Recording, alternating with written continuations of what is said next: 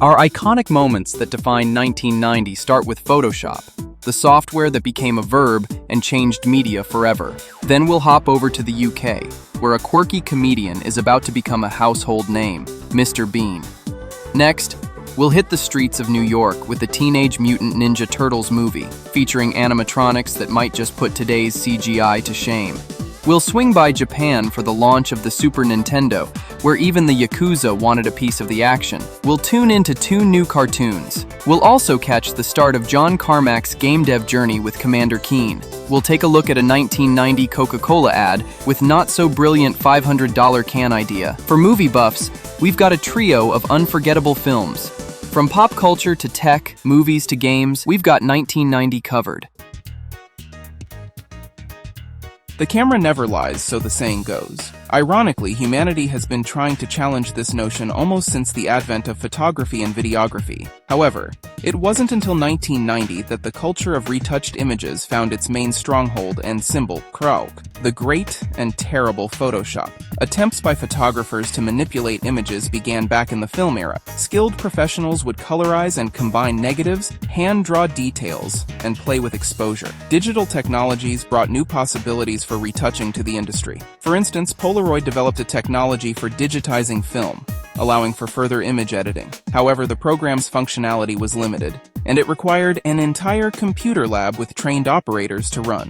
The idea of a convenient and yet powerful graphic editor emerged in the mind of a student from Michigan, Thomas Knoll. In 1987, he developed the Display program, which allowed users to manipulate the color scheme of an image and apply effects to it. This experimental software could have remained obscure if it weren't for Thomas's brother, John. The young man was a professional special effects artist working in Hollywood at George Lucas's Industrial Light and Magic company. John saw great potential in his brother's work, and together they refined the simple program into a full-fledged image editor. In 1988, the Knoll brothers sold the rights to the program to Adobe Systems, and it was only then that this groundbreaking software acquired its iconic name, Photoshop. With its rich functionality combined with user-friendliness, Photoshop gained instant popularity. Everyone, from Hollywood professionals to high schoolers, began cropping, zooming, mirroring, blurring, and stretching images. The entertainment industry particularly appreciated the program's capabilities. Celebrity photographs were relentlessly photoshopped before printing,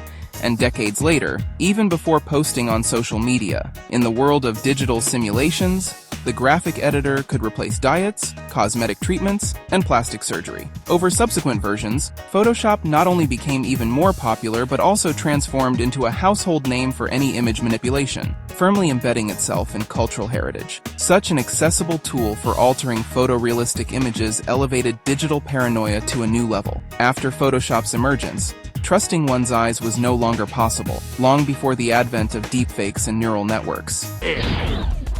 Trace edges. Plastic wrap. Twirl. That's pretty cool. I never knew Photoshop had so many filters.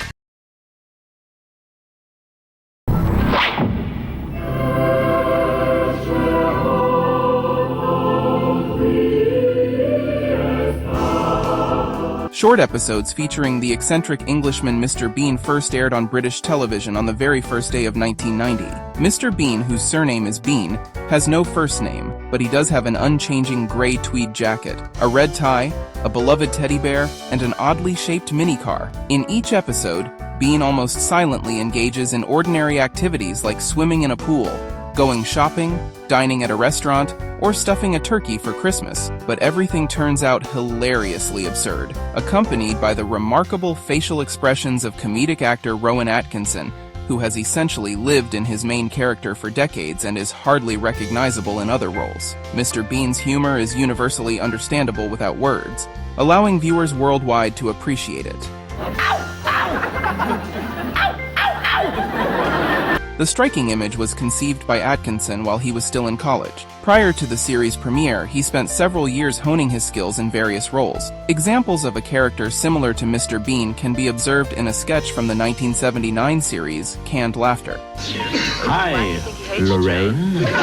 Benny's recognizable mimicry can also be seen in his 1987 performance, where Atkinson portrays a sign language interpreter in a news broadcast. Which have been frustrating the Americans. as well as the Russians. The Mr. Bean series consists of only 15 original episodes, plus some exclusive VHS sketches, but the beloved character continued his life even after the show ended. Later, 2 feature films were released, and there was even an entire animated series of nearly 150 episodes, which hinted that Bean was not a human but an emissary of an alien race. Atkinson appeared in his signature persona in countless commercials, music videos, and various comedy shows. Oh no, wait, no! Ah! The pinnacle of the hero's life was perhaps his participation in the opening ceremony of the 2012 Olympic Games in London.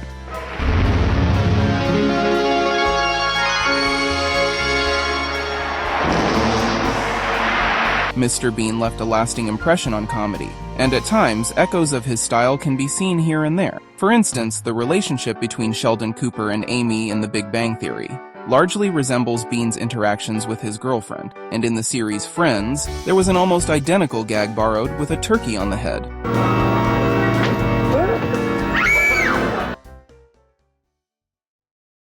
In March 1990, fans of the Teenage Mutant Ninja Turtles were in for a pleasant surprise. Pleasant because someone took the risk of adapting an unconventional franchise for those times, and a surprise because most fans of the Turtles were young viewers of the 1987 animated series, who never expected what they would see in the movie. This film adaptation, with the tagline, "There's a little of the cartoon in all of us, dudes," was more of a reference to the original source material, almost directly copying some scenes and the atmosphere from the comic pages, but seasoning them with the vibrant and already well-established elements from the cartoon for toy sales, colorful masks, cute rounded designs, pizza. In short, everything associated with the Turtles themselves. So Hollywood has changed you. Nah, we still like to kick butt. In general, especially in the surroundings, a strong contrast is striking. The dirty, dark New York alleys, the cluttered sewers, everything greasy, wet from the rain, slimy and unsanitary, evoking the charming aroma of trashy films from those years. In the city, no one notices the rise in juvenile delinquency. Misunderstood teenagers rebel against their elders, skip school, listen to music on their headphones, and smoke, gamble, and become recruits for an underground fight club run by the Food Clan. On the other side of the sewer grate, mutated by a mutagen, another group of teenagers emerges, also rejected by society. Unless, of course, they dress up in coats, then everything is fine. With the help of television reporter April O'Neil, the Turtles had to find out who was behind the mysterious ninja organization and save their teacher Splinter. The mutants' costumes, incorporating animatronics elements, were the most advanced for that time and even now look more realistic than other on-screen versions. For instance, in 1990, no one had any comments or jokes about Michelangelo resembling either Shrek or Jar Jar Binks, as in Michael Bay's film. It's all thanks to Jim Henson's workshop, the puppeteer and father of Kermit the Frog with the Muppets. The Turtles became his most technologically advanced and, unfortunately, his last project. The costumes were brought to life simultaneously by martial artists, voice actors, and radio-controlled operators, delivering dynamic action and lifelike emotions. The actors in costumes delivered jokes to each other in a much more natural way, organically weaving cartoonish turtle antics into the drama. Upon its release, the film sparked a lot of controversy. Parents took their kids to see a cartoon where calling someone a turtle soup is the most offensive thing that can happen on screen. But they got a gritty B-movie where kids smoke, fight, get electrocuted, and set on fire, and Casey Jones is a bloodthirsty psychopath who crushes Shredder to death in a garbage truck. Well, at least until the second movie. Perhaps they should have taken the kids to see the live musical from the same year, sponsored by Pizza Hut. In that version, all the violence and ninjutsu were replaced with the power of music, and Shredder raps about how he hates it. Critics were also not thrilled with the film, but the crazy box office numbers and the love of children paved the way for sequels, albeit not the best ones, and cemented the phenomenon of the Teenage Mutant Ninja Turtles in the public consciousness. One of the most unconventional concepts among Disney's late 80s and early 90s animated series was undoubtedly Tailspin. The writers took a similar approach to what they did with Chip and Dale. They took classic Disney characters and gave them new roles. While the Chipmunks were dressed up as Indiana Jones and Detective Magnum and tasked with solving petty crimes, Baloo the Bear from The Jungle Book was placed in a setting inspired by the adventure series Tales of the Golden Monkey, and reimagined as the show's main character, Jake Cutter. King Louis of the Bandar Logs became the owner of a nightclub and hotel, while the cunning tiger Shere Khan transformed into a ruthless businessman controlling a mega-corporation, the Khan Industries. Mowgli's role in the twists and turns was taken over by the bear cub Kit Vitalian. The creators seemingly decided that a human child would be out of place in a world of anthropomorphic animals. The well-fed Baloo the bear becomes a seaplane pilot transporting cargo, and during flights he battles air pirates and other villains. As for Tails Prower's legacy, there's not much to say. Baloo returned to his role as an ordinary bear on the big screen with the release of the three-dimensional feature film based on the Jungle Book. And his young partner, Kit Cloudkicker, grew up and showcased his flying skills in the reboot of DuckTales, where he had to face air pirates again after 30 years.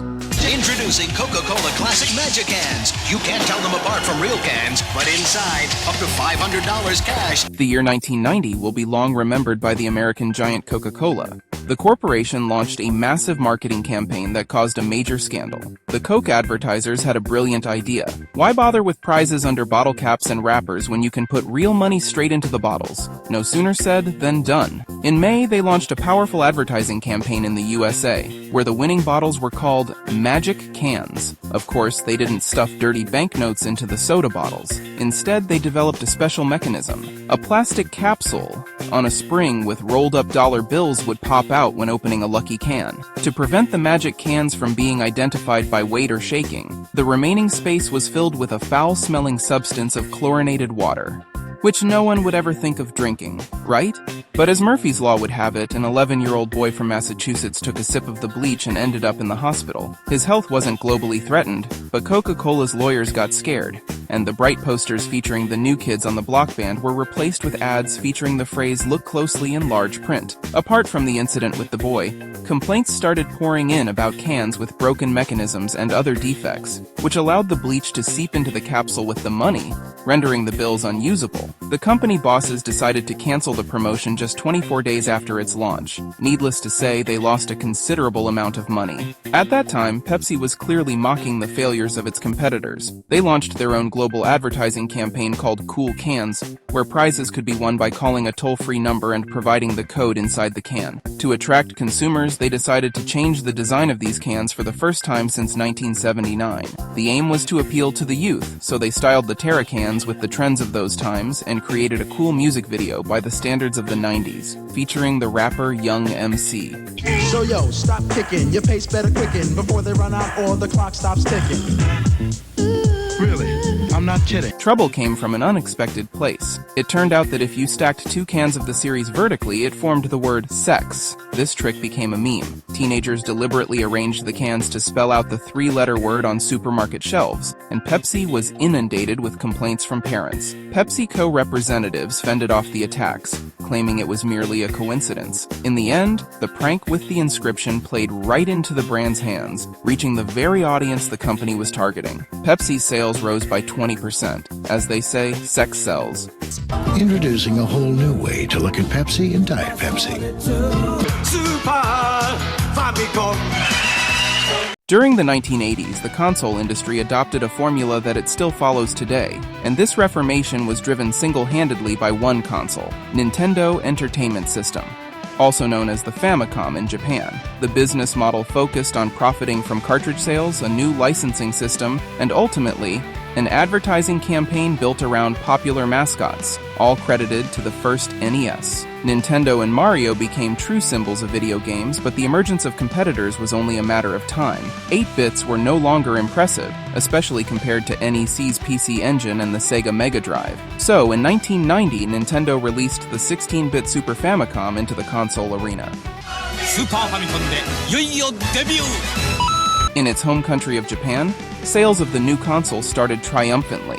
The release became a national event. Crowds of people skipped work, prompting the Japanese government to request that gaming corporations schedule future releases only on weekends. Moreover, not only regular workers, but also mafias wanted to get their hands on the new Famicom. The Yakuza intercepted console shipments, so logistics had to be carried out only during the daytime. The catchy name of the next-gen console aptly described the simplicity of the idea. It was like the Famicom, but super, a 16-bit chip, an advanced graphics processor capable of rotating and stretching sprites and backgrounds, and a powerful Sony sound processor, developed by Ken Kutaragi, the future father of the PlayStation. The Super Famicom was packed with cutting-edge technologies and also allowed for hardware upgrades without the need for add-ons. All necessary chips were contained within the game cartridges themselves. For instance, the Super FX processor inside the Star Fox cartridge enabled players to experience true 3D polygonal graphics, albeit primitive. When you can go light years beyond. However, a cool picture is only half the battle. The true legacy of the NES was the sequels to already popular franchises, both from Nintendo itself and from third-party publishers who maintained partnerships with the company. On the first day, alongside the console, players were greeted with the vibrant 16-bit Super Mario World and the futuristic racing game F-Zero, which showcased the capabilities of the new system. Wow.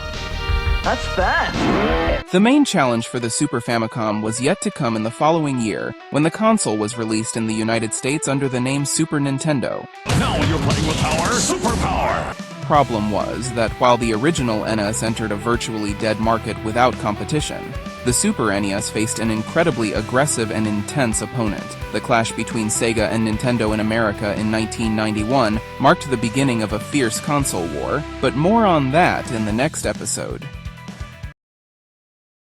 In early 2D computer games, the issue of smooth screen scrolling was evident, not to mention the inability to scroll back to the left side of the screen. However, this limitation was necessary for optimization purposes. During a time when memory was measured in kilobytes, every pixel was precious, and quickly loading new level objects at an acceptable speed was a challenge. While console games had addressed this problem by 1990, PC gaming was lagging behind. Only a few developers managed to implement smooth scrolling in their games. It turned out to be young programmers from the office of the computer magazine SoftDisk, Tom Hall and two Johns, Romero and Carmack, future founders of ID Software and creators of hits like Wolfenstein and Doom. But for now, it's September 1990. John Carmack finds a way to implement smooth scrolling and stays up all night in the office to put together a demo that would blow the other John's mind. With the help of Tom Hall, by morning, Carmack manages to copy the first level from Super Mario Bros. 3. They didn't have time to redraw the plumber himself,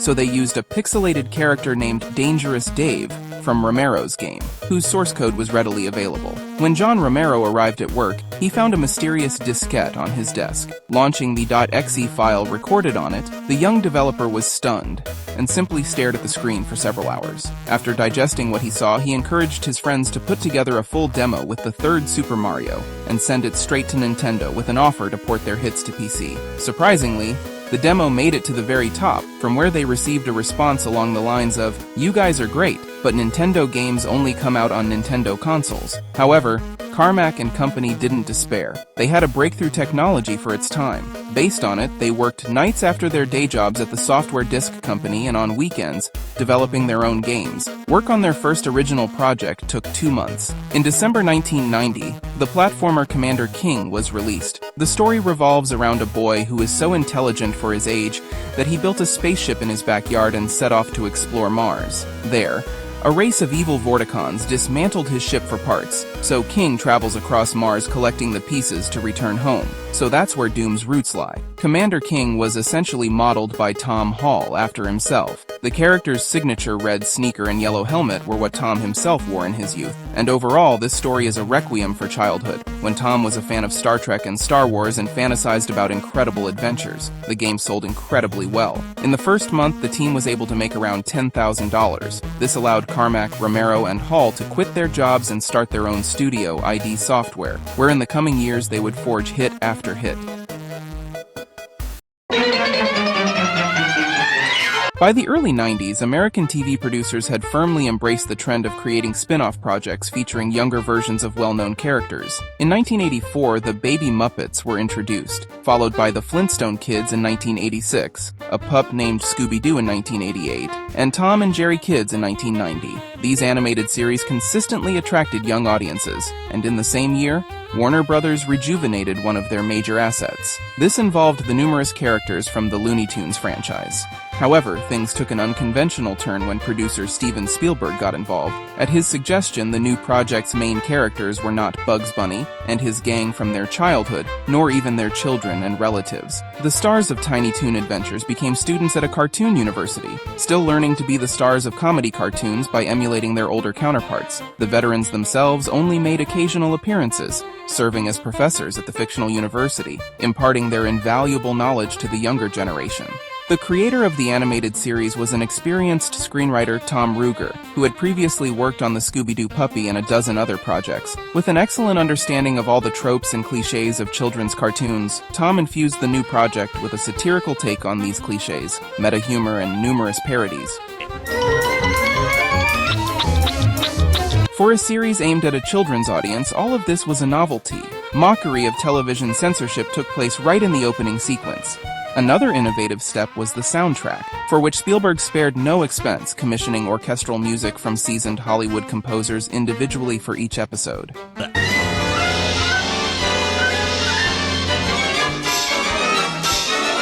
The Adventures of the Tiny Toon Adventures paved the way for other projects with the same creative approach from the same creators. Animaniacs, Pinky and the Brain, and Freakazoid stand out prominently in the history of 90s animation. We were just wondering, who's your favorite? Who are you people? Video games based on Tiny Toon, released on 8-bit and 16-bit platforms by Konami, are also worth mentioning.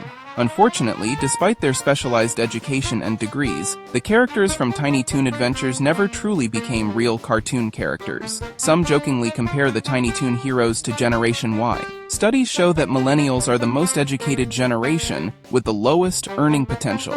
Buster Bunny and Plucky Duck remained overshadowed by their senior colleagues Bugs Bunny and Daffy Duck, who eventually did get their own kid-friendly series with younger versions of themselves. The Tiny Toon characters, however, remained students. In the modern reboot, they were simply placed back within the walls of an educational institution. Douglas Quaid is an ordinary, unremarkable muscular man. A modest construction worker living in harmony with his sweetheart wife Lori. The couple would have remained unremarkable if Quaid hadn't started to experience recurring dreams about adventures on Mars, about him being something more than just a regular worker. Unfortunately, his beloved wife can't stand the Martian heat, and in his dreams, her place is taken by a strange, unfamiliar woman. That's when a new kind of travel agency called Memories comes to the rescue. It offers the best and cheapest vacation. Instead of an actual trip, the company uploads memories of a dream vacation into your brain, which is indistinguishable from reality, can be fully customized to your fantasies, and easily hidden from your wife. Before settling into the apparatus, Quaid discovers that this is not his first memory implantation. His memory has been erased before, and he was indeed a sleeper agent, inadvertently awakened by this operation. He's being hunted, his entire reality crumbles. His wife, friends, and colleagues are all imposters, and he can only trust his past self. Now he must journey to Mars to complete his mission, save the planet, win the heart of a mysterious beauty, and remember everything to become his true self. This sci-fi classic managed to combine straightforward popcorn action with an unusual premise that changes the status quo in almost every scene, compelling the viewer to question everything. Whether it was a dream or reality, no one knows to this day, which made this Schrodinger's plot legendary. However, such a multi-layered script initially bounced around studios and producers for a dozen years and was rewritten 30 times. The scale seemed overwhelming, and the search for investors repeatedly ended in failure. The story's salvation can be credited to Arnie, one of Schwarzenegger's talents, his instinct for promising projects. With his star power, he assembled a dream team for the film, recruiting the shooting crew of RoboCops. Director Paul Verhoeven combined the energy of B-movies with serious big-budget science fiction. An interesting concept and a unique visual left a clear imprint in the media. From the red pill in The Matrix and bus-driving robots in Call of Duty, to the brain dance drug in Cyberpunk and an entire series about Quado in Rick and Morty, Total Recall managed to ingrain itself in the minds of sci-fi fans for years to come.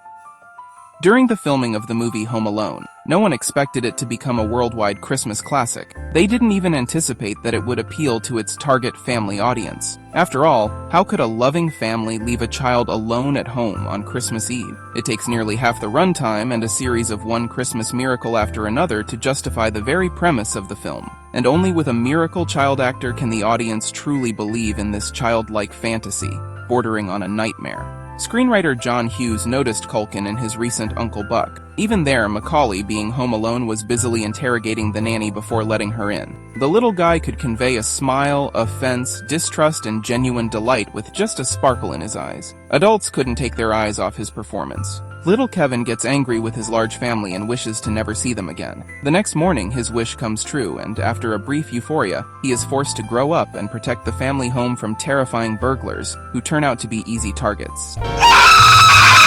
Years later, director Chris Columbus said that the combination of Looney Tunes-style buffoonery and childhood fear of burglars made the film intriguing. The visual comedy masterfully takes you on an emotional roller coaster, from teeth-grinding and empathy to laughter-induced release, which was perfectly complemented by the grumbling and absurdity of the soaked burglars. The themes of New Year's celebrations and the values of family struck a chord with millions of viewers for years to come. The film wasn't directly about the holiday, but every frame seemed intentionally steeped in mulled wine and hot chocolate with cinnamon. All the clothing and surroundings were rendered in shades of red and green, and composer John Williams wove an audio tapestry of everything Christmas and culture, drawing inspiration from Tchaikovsky's Nutcracker, carols, and church motifs. An important ornament on one household's Christmas tree was the character of Old Marley. He wasn't in the original script, but Columbus felt the emotional core was missing, a character who would share with Kevin and the audience the theme of loneliness during the holiday season. The success of the film made Macaulay Culkin a millionaire and the most recognizable child on Earth. The life he never chose inflicted numerous psychological traumas. His abusive father exploited the child's working hours, depriving him and his siblings of their childhood, and then disappeared as soon as Mac gained access to his millions. The whole world watched his journey into adulthood through the lens of the yellow press as he tried to make sense of his life. After overcoming these crises, Macaulay fondly recalled the Home Alone film years later, appeared as a guest on the Angry Video Game Nerd channel, and even starred in a Google Smart Home commercial. Mom? Dad?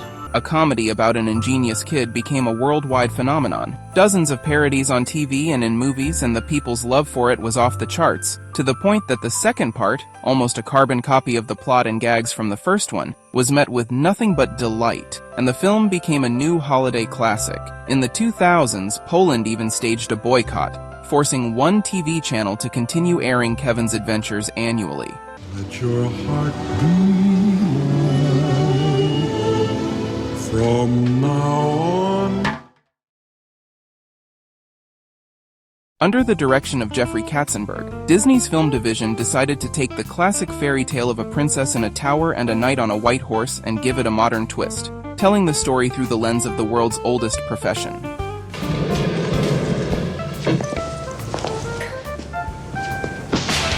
The outrageously wealthy Edward, played by Richard Gere, is constantly hopping from business trip to business trip. Wives, mistresses, and even beloved pets become exes in droves, and the businessman finds himself alone in an unfamiliar city. Lost on his way to the hotel, he asks a prostitute named Vivian for directions, who accidentally mistakes him for a client. To Edward's surprise, the young woman turns out to be a captivating character. At times, a refined lady. At others, a brash and uninhibited flirt, perfectly forming a yin-yang dynamic with the dry Edward. The plot thickens when the bored rich man decides to hire Vivian for $3,000 for an entire week, precisely the duration of his stay in the city. Julia Roberts effortlessly succeeds in making not only Edward but also the viewers fall in love with her from the very first frames. Her performance is packed with a myriad of small, relatable nuances and liveliness. Whether she's simply singing in the shower with her headphones on, unable to distinguish which of the 1,000 forks is meant for salad and which for escargots, or unable to contain her emotions at the opera surrounded by high society, she has to adapt to a new world of serious faces, strict suits, and luxury, but she doesn't lose her mischievousness, which is the core of the comedy. One of the most amusing episodes is her transformation scene. Here, the fairy godmother, in the form of a high-end hotel manager, is forced to overlook the unkempt woman in her lobby and reluctantly becomes sympathetic to her tragedies, and her efforts. A contradictory tale that then, as now, sparks heated debates. The press criticized the film for romanticizing prostitution, with Edward being literally the boss in this relationship, constantly commanding and reproaching Vivian. Others criticized it for seemingly critiquing the modern trend of transactional relationships, while being too immersed in the glorification of money. You can understand the criticism, but the film doesn't delve into all these heavy themes, and that wasn't required from the fun, emotional fluff that relies on the semi-improvisational chemistry between Geary and Roberts. The plot was written during lunch breaks between filming sessions. As in the early stages of script development, it was originally a sad story called $3,000. In the ending of that version, Edward throws away the money and the drug-addicted Vivian out of his car and out of his life. Disney, however, sensed the shifting winds in the romantic genre in time. The industry was flooded with serious, pessimistic experiences, and it was time to serve people a light, fantastical fairy tale with a happily ever after ending. The Mouse House bosses didn't miscalculate. Pretty Woman became their most profitable investment that year, and the biggest romantic comedy of the 90s, followed by a resurgence and popularization of the genre. Mindless films like The Princess Diaries from the same director, 99% of Adam Sandler's filmography, all these romantic stories try to capture the same emotions evoked by the fairy tale magic and explosive chemistry of the lovers from Pretty Woman.